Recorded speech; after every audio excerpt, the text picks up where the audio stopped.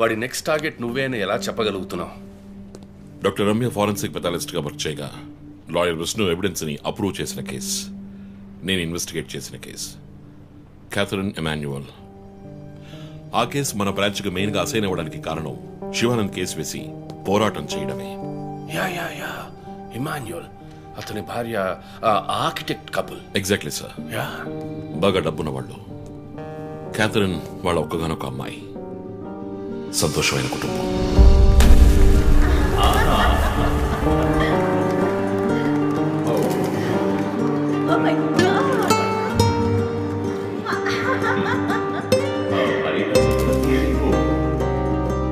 ఆ ఇంట్లో పనివాడు ఉండేవాడు, పేరు Mariyadasu.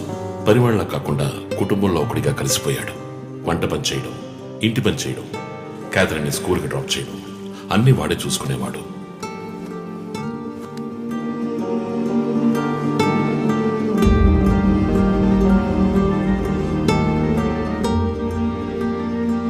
Mummy, look what I want.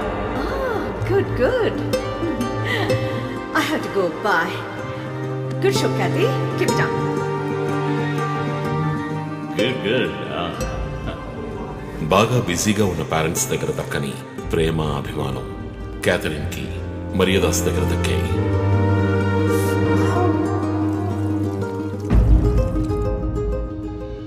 కానీ ఒక్క రాత్రిలో ఆ కుటుంబం చిన్నాభిన్నమైపోయింది. క్యాథరిన్ హత్యకు గురైంది. మరియదాసు పరారయ్యాడు. ఇంట్లో ఉన్న డబ్బు, నగలు దొంగిలించబడ్డాయి. పోలీసులు మరియదాసుని సస్పెక్ట్ గా డిక్లేర్ చేసి కేసు ఫైల్ చేశారు. వారం అయినప్పటికీ మరియదాస్ ఆచూకీ తెలియనందువల్ల విక్టిమ్ ని పూడ్చిపెట్టి కేసు క్లోజ్ చేశారు. 2 వారాలు అంతా సర్దుమణిగింది. కానీ ఈ కేసులో ఏదో మర్మం ఉంది, నిజమైన హంతకుడిని కనిపెట్టలేదు అని మీడియాలో వార్తలు ప్రసారం అయ్యాయి. ప్రజలు ధర్నాలు చేశారు. మరియదాస్ కుటుంబం శివానంద్ని మీట్ అయ్యి రిక్వెస్ట్ చేసినందువల్ల హైకోర్టులో ప్రజా ప్రయోజనం వ్యాజ్యం వేసి కేసుని రీఓపెన్ చేయించారు. హైకోర్టు ఆర్డర్తో ఒక స్పెషల్ ఇన్వెస్టిగేషన్ టీం నా నాయకత్వంలో ఏర్పాటైంది. నేను క్యాథరిన్ బాడీని ఎగ్జ్యూమ్ చేసి రీపోస్ట్ మార్టంకి ఆర్డర్ చేశాను. కానీ కేసు సాల్వ్ చేయడానికి ముఖ్యమైన ఎవిడెన్స్ అయిన మర్డర్ వెపన్ మాకు దొరకలేదు. ఒకరోజు I got the breakthrough. Hello. How are you? Fine. తీసుకోండి. No thanks. Can I go? Yeah, sure.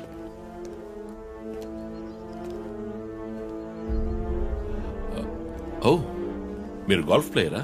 Yes sir. ఏ క్లబ్లో ఆడుతున్నారు? గచ్చిబౌలి క్లబ్లో. నేను race club player. Just beginner. మీ అంత కాదులేండి. అడిగిన ప్రశ్నలకు మాత్రం ముక్తసరిగా సమాధానం చెప్పారు.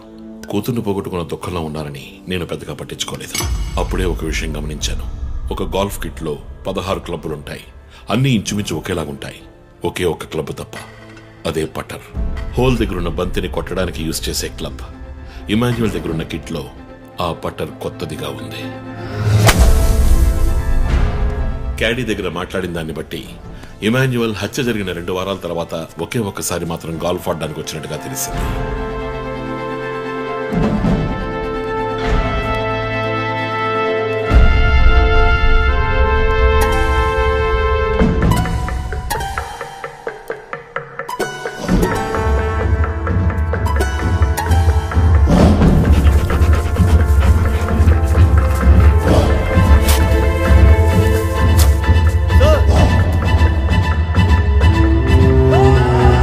అనుమానం వచ్చిన చోట తవ్వగా దొరికిన గోల్ఫ్ పట్టర్ మేక్, ఫింగర్ ప్రింట్స్ బట్టి చూస్తే అది ఇమాన్యుయల్ కి చెందిన మిస్సింగ్ పట్టర్ గా తేలింది.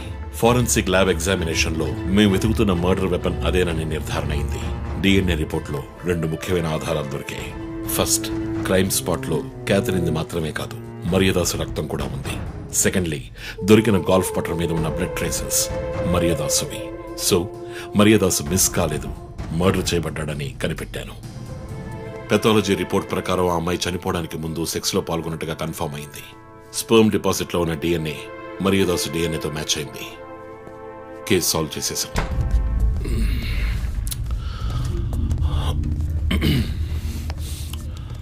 పోస్ట్ మార్టం రిపోర్ట్ ప్రకారం మరియదాసే ముందు చనిపోయాడు. ఆ తర్వాతే మీ అమ్మాయి. మీ ఇంటి సీసీటీవీ ఫుటేజ్ పరిశీలించి చూడగా అనుమానాస్పదంగా ఎవరూ లోపలికి రాలేదు. కానీ ముఖ్యంగా మరియదాసు డెడ్ బాడీ మీ ఫామ్ హౌస్ లో దొరికింది. పార్టీ క్యాన్సిల్ అయితే ముందే చెప్పకర్లా? Big waste of time. కొత్త కారులో టెస్ట్ డ్రైవ్ వెళ్ళామనుకుంటే పోలా?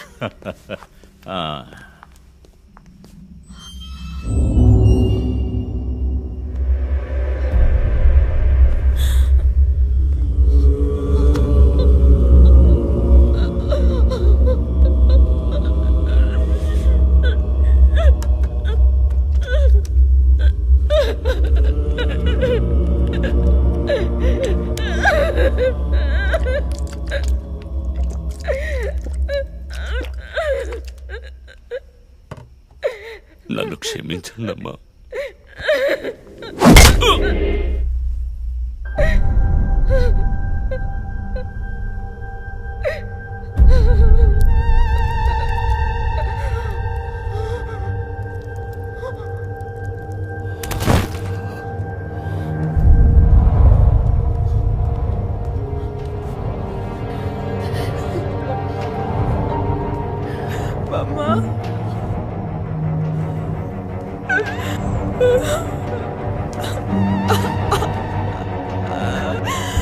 Why do you do this, Papa? Why?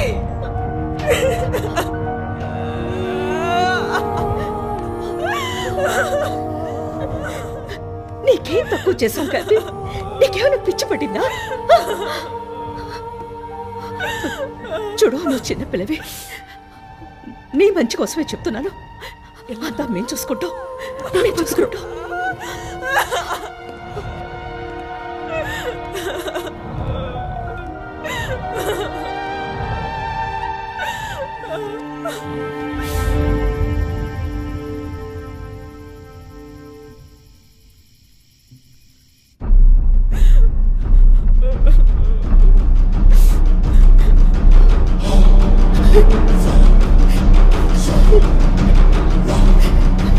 I'm gonna call the police.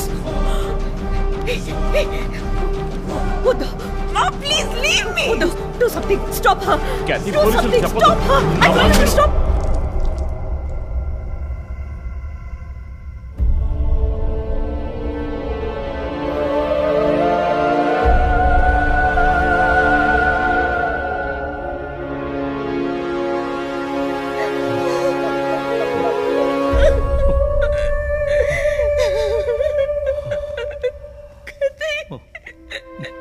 Emmanuel సొసైటీలో చాలా గొప్ప వ్యక్తి, హైలీ ఇన్ఫ్లుయెన్షియల్. ఆ హత్యని కవరప్ చేసి క్రైమ్ సీన్ క్లీన్ చేసేశారు. డబ్బు నగలు దొంగలించబడి క్యాథరిన్ హత్య చేయబడిందని కేసు క్లోజ్ చేసేశారు.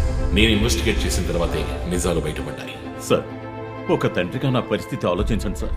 16 ఏళ్లు నిండని పిల్ల సార్. ఇంట్లో ఉన్న పని వాడితో కోపంలో ఆ పని చేశాను సార్. మరియదాస్ రేప్ చేసి చంపేశాడు. ఆ కోపంలో నేను వాడిని కొట్టి చంపేశాను. అలా మీరు రిపోర్ట్ మార్చి రాయండి సార్. ఆల్రెడీ నా కూతురు గురించి ఏమేమి రాస్తున్నారో తెలుసా మీకు? టీవీ ఆన్ చేయడానికి భయపడుతున్నాం.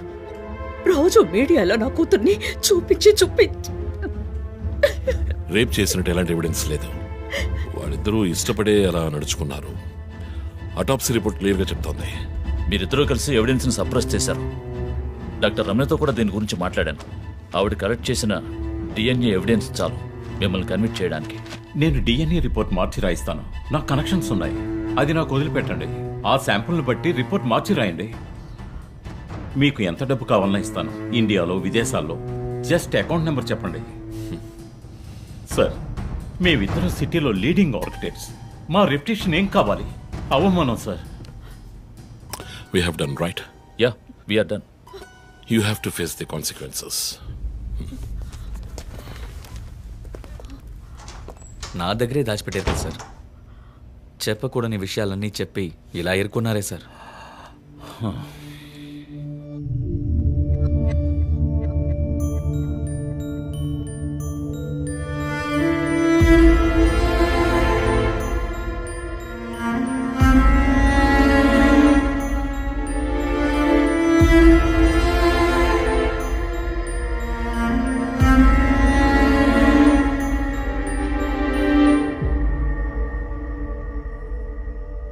క్యాథరిన్ వయస్సు మనల్ని అర్థం చేసుకోలేదు. అడిగిందల్లా కొనిచ్చాం. డబ్బు ఖర్చు చేసామే కానీ కొంచెం టైము ఖర్చు చేసి ఉండాల్సింది.